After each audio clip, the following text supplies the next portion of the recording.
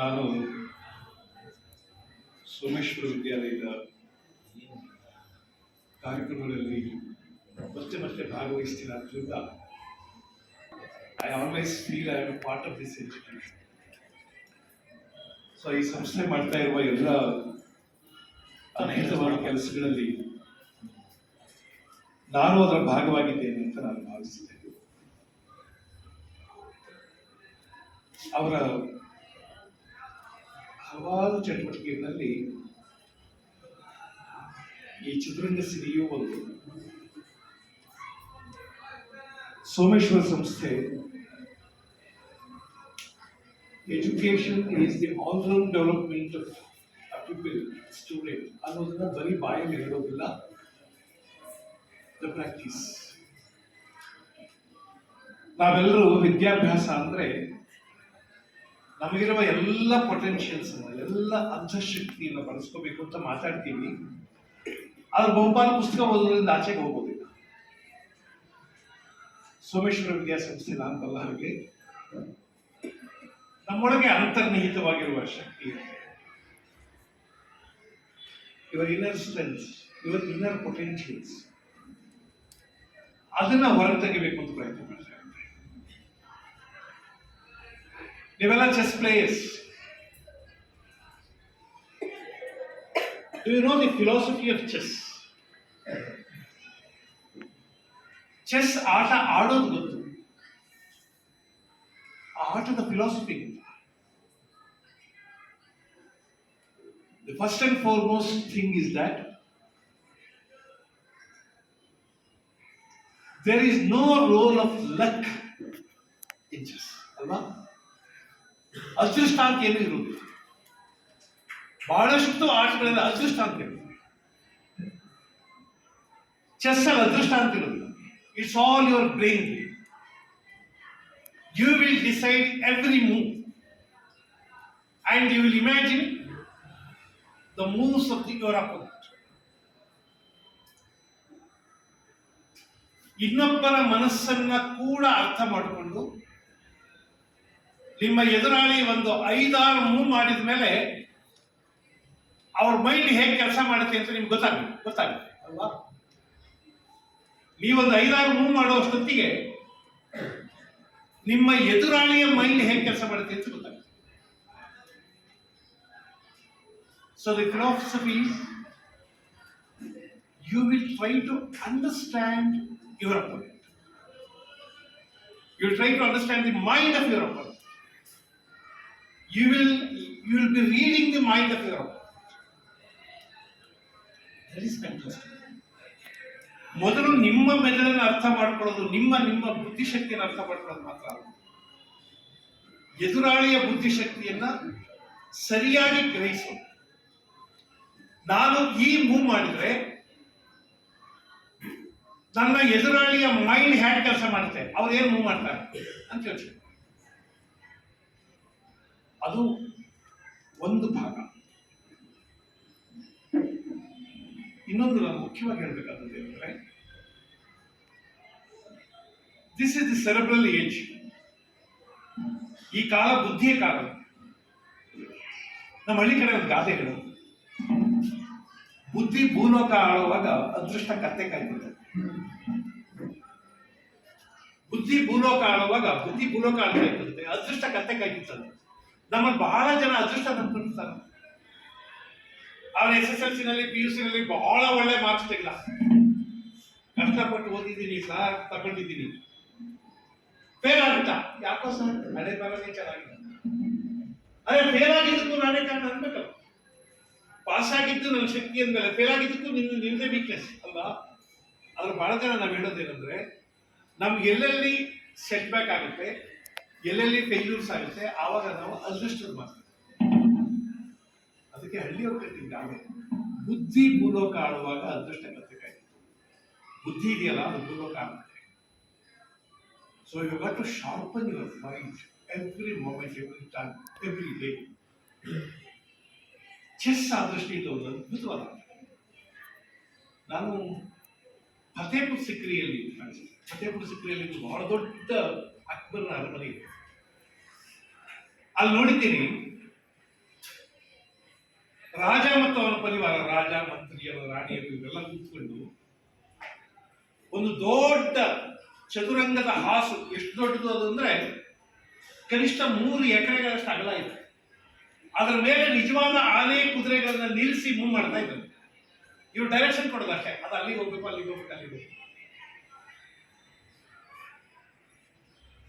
ಭಾರತ ದೇಶದಲ್ಲಿ ಬಹಳ ಕಾಲದಿಂದ ಚದುರಂಗದ ಆಟದ ಪರಂಪರೆ. ಮಕ್ಕಳಿಗೆ ನಾನು ಹೇಳ್ಬೇಕಾದ ಒಂದೇ ಮಾತು, ಬಹಳ ಇಂಪಾರ್ಟೆಂಟ್. ಚೆಸ್ ಆಡುವ ಎಲ್ಲ ಮಕ್ಕಳಿಗೂ ಒಂದು ಕಾನ್ಫಿಡೆನ್ಸ್ ಬರಬೇಕು. ಏನು ಅಂದ್ರೆ everything depends on my move. Whether I win the game or not, whether I win the life or not, it depends on my moves. ನಾನು ಬದುಕಿನಲ್ಲಿ ಗೆಲ್ತೀನೋ ಇಲ್ವೋ, ನಾನು ಹೇಗೆ ಮೂವ್ ಮಾಡ್ತೀನಿ ಅದ್ರ ಮೇಲೆ ನಿರ್ಧಾರ ಆಗ್ತದೆ, ಅದೃಷ್ಟ ಅಲ್ಲ. That is a fantastic philosophy. You will have to draw out of this.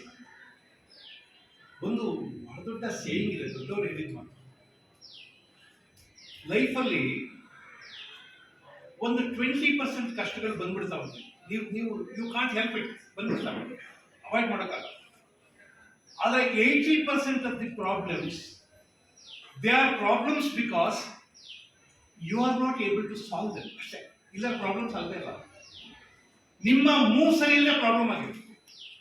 ನಿಮ್ಗೆ ಯಾರ ಜೊತೆ ವಿಶ್ವಾಸ ತೊಂದರೆ ಆಗುತ್ತೆ, ಯಾರ ಜೊತೆ ಸ್ನೇಹ ಇರೋದಿಲ್ಲ, ಯಾರೋ ಶತ್ರುಗಳಿದ್ದಾರೆ, ಹಿಂಗೇನೋ ಆದ್ರೆ ಲೈಫಲ್ಲಿ ಬಹಳ ಕಡಿಮೆ ಕಷ್ಟಗಳು ಮಾತ್ರ ಅವೇ ಬಂದ್ಬಿಡ್ತವೆ. ಇವನ್ನೆಲ್ಲ ನೀವು ಸರಿಯಾಗಿ ಹ್ಯಾಂಡಲ್ ಮಾಡಿದ್ರೆ ತಿಳ್ಕೊಂಡು ಲೈಫಲ್ಲಿ ನಿಮ್ಮ ಮೂವ್ ಕೇರ್ಫುಲ್ ಆಗಿದೆ, ನಿಮ್ಮ ನಡಿಗೆ ಸರಿಯಾಗಿದೆ, ನಿಮ್ಮ ಮಾತು ಸರಿಯಾಗಿದೆ. If you can handle any situation with utmost mind, if you can handle them mindfully, you can avoid problems. ಅರ್ಥ ಆಗ್ತಿದೆಯಾ ನಾನು ಹೇಳ್ತಿರೋದು? ಅರ್ಥ ಆಗ್ತಿದೆಯಾ? ಚೆಸ್ನಲ್ಲಿ ನೀವು ಹೇಗೆ ಮೂವ್ ಮಾಡ್ತೀರಿ? ಈ ಚೆಸ್ನಲ್ಲಿ ನೀನು ಸೋತೆ ಅಂದ್ರೆ ಅದೃಷ್ಟ ಗಿದೃಷ್ಟ ಏನು ಹೇಳಕ್ಕಾಗಲ್ಲ. It is because of your limitations. You are not played mindfully, you are not played efficiently. Your calculations are wrong. Life ಹಾಗೆ. Please take it from me. ನೀವೆಲ್ಲ ಬೆಳೆದು ದೊಡ್ಡವರಾಗೋ ಮಕ್ಕಳು, ಬದುಕಿನಲ್ಲಿ ಮುಂದೆ ನಿಮ್ಗೇನಾದ್ರೂ ಪ್ರಾಬ್ಲಮ್ಸ್ ಬಂದ್ರೆ ನನ್ನ ಅದೃಷ್ಟ ಬಂದ್ಬಿಡ್ತು, ಜನ ಸರಿ ಇಲ್ಲ ಬಂದ್ಬಿಡ್ತು ಅಲ್ಲ, ನಾನು ಸರಿಯಾಗಿ ಹ್ಯಾಂಡಲ್ ಮಾಡಿದ್ರೆ ಅದರಿಂದ ಪ್ರಾಬ್ಲಮ್. ನೀವು ಸೋತ್ರೆ, ಚೆಸ್ಸಲ್ಲಿ ನೀವು ಸೋತ್ರೆ ನಿಮ್ಮ ಅಪ್ಪ ನೀವು ಚೆನ್ನಾಗಿ ಆಡ್ಬಿಟ್ಟ ಅದಕ್ಕೆ ಸೋತೆ ಅಲ್ಲ. ಯಾಕೆ ಸೋಲ್ತೀರಿ? ನೀವು ಸರಿಯಾಗಿ ಮೂವ್ ಮಾಡಿಲ್ಲ ಅದಕ್ಕೆ ಸೋಲ್ತೀವಿ ಅಲ್ವಾ? ಲೈಫಲ್ಲೂ ಹಾಗೆ. ನಿಮ್ಗೆ ಯಾರಾದ್ರೂ ಶತ್ರುಗಳಾದ್ರೆ ಮುಂದೆ, ಯಾರಾದ್ರೂ ತೊಂದರೆ ಕೊಟ್ಟರೆ ಮುಂದೆ, ಅವ್ರ ಕೆಟ್ಟವರು ಅಲ್ಲ,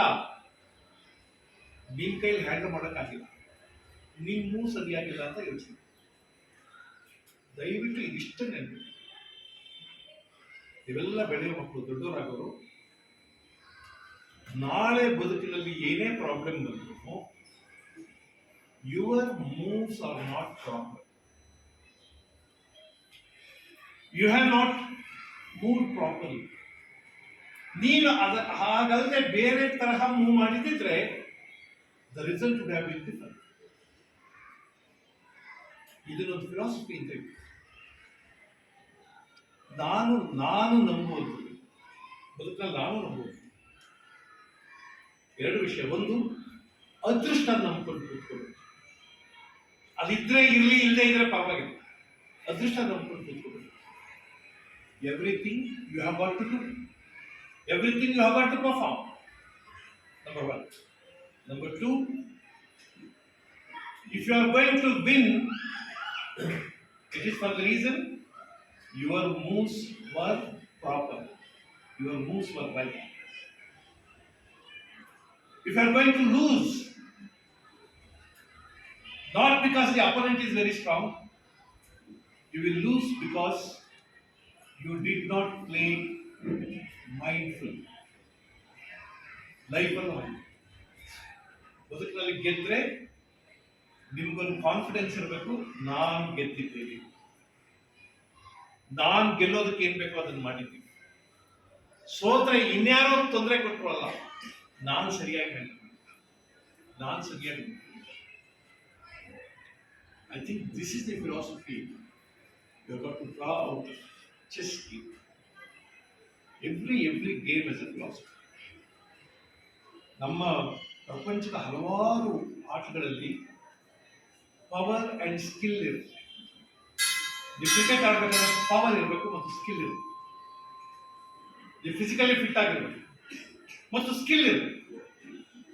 ಬಾಲ್ ಅಲ್ಲಿಂದ ಡೆಲಿವರ್ ಆದ ಸ್ಪರ್ ಆಫ್ ಎ ಮೂಮೆಂಟ್ ಅಲ್ಲಿ ನಿಮ್ ಬ್ಯಾಟ್ ಹತ್ರ ಇರುತ್ತೆ. You have to hit the ball.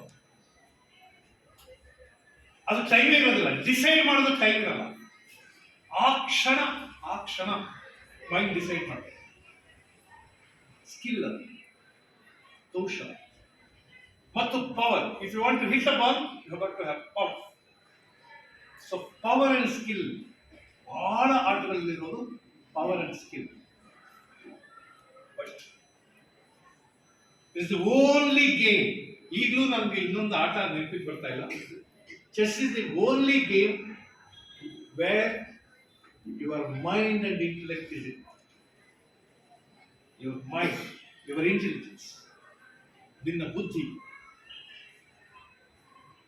ಅದರಿಂದ ಈ ವಯಸ್ಸಿನ ಮಕ್ಕಳು ಚೆಸ್ ಆಟ ಆಡ್ತೀರಿ ಅನ್ನೋದು, ಎದುರಾಳಿಯ ಮನಸ್ಸನ್ನ ರೀಡ್ ಮಾಡ್ತೀರಿ ಅನ್ನೋದು ನನಗೆ ಬಹಳ ರೋಮಾಂಚನ, ಖುಷಿ. ನೀನೇನ್ ಮಾಡ್ಬೇಕು ಅಂತ ಯೋಚನೆ ಮಾಡೋದಕ್ಕಿಂತ ಅವನೇನ್ ನಾನು ಇದನ್ನ ಹಿಂಗ್ ಮೂವ್ ಮಾಡಿದ್ರೆ ಅವ್ನೇನ್ ಮಾಡ್ಬೋದು ಅಂತ ಯೋಚನೆ ಮಾಡ್ತೀನಿ. ಸೊ ಲೈಫಲ್ಲೂ ಹಾಗೆ ನನ್ನ ಬಿಹೇವಿಯರ್ ಬೇರೆಯವ್ರು ಹೇಗೆ ರಿಯಾಕ್ಟ್ ಮಾಡ್ತಾರೆ. ನಾನು ಸರಿಯಾಗಿ ನಿಂತ್ಕೊಳ್ತಿದ್ದೆ, ಸರಿಯಾಗಿ ಮಾತಾಡ್ತಾ ಇದ್ದೆ, ಸರಿಯಾಗಿ ಅಡ್ರೆಸ್ ಮಾಡದೇ ಇದ್ದೆ, what will be the reaction of the others? What will be the reaction of your counterparts? If you begin to think like that, I think your life is going to be a very successful. ದೇವರು ನಿಮ್ಗೆ ಒಳ್ಳೇದು ಮಾಡಲಿ, ಎಲ್ಲರೂ ಗೆಲ್ಲಿ. ಉದ್ಘಾಟನೆ ಮಾಡೋರು ಯಾರೋ ಸೋಲ್ವಿ ಅಂತ ಹೇಳ್ಬೇಕು, ಎಲ್ಲರೂ ಗೆಲ್ಲಿ. ನೊಂದೇ ಮಾತು ಹೇಳ್ಬೇಕು, ಅಕಸ್ಮಾತ್ ಸೋತ್ರು ಉದ್ದಕ್ಕೂ ತಪ್ಪೆ ಮಾಡಿ ಸೋತ್ಬಿಟ್ಟೆ ಅಂತ ಹೇಳೋದು ಬೇಡ. ಅಯ್ಯೋ ಬರೀ ತಪ್ಪೆ ಮಾಡ್ಬಿಟ್ಟೆ ಅಂತ ಹೇಳೋದು ಬೇಡ. ನನ್ನ ಬುದ್ಧಿಯೆಲ್ಲ ಖರ್ಚು ಮಾಡಿದ್ದೀನಿ, ಆದರೂ ಸೋತಿದ್ದೀನಿ, no problem, I will win. ನನ್ನ ಬುದ್ಧಿಯೆಲ್ಲ ಖರ್ಚು ಮಾಡಿದ್ದೀನಿ, I have moved with all confidence and with mind. ಆಗಿದೆ, somewhere our moves go wrong, ಆಗುತ್ತೆ, ಬಟ್ ಐ ವಿಲ್ ವಿನ್. ಆ ಕಾನ್ಫಿಡೆನ್ಸ್ ಇಟ್ಕೊಂಡು ಬಂದ್ರೆ ಯು ಆರ್ ಎ ವಿನ್ನರ್. ಬರೀ ಗೆಲ್ಲೋದಲ್ಲ, even if you are loser, I will definitely win ಅಂತ ಬಂದ್ರೆ you are a winner. ಎಲ್ರಿಗೂ ಒಳ್ಳೆಯದಾಗಲಿ. God bless you.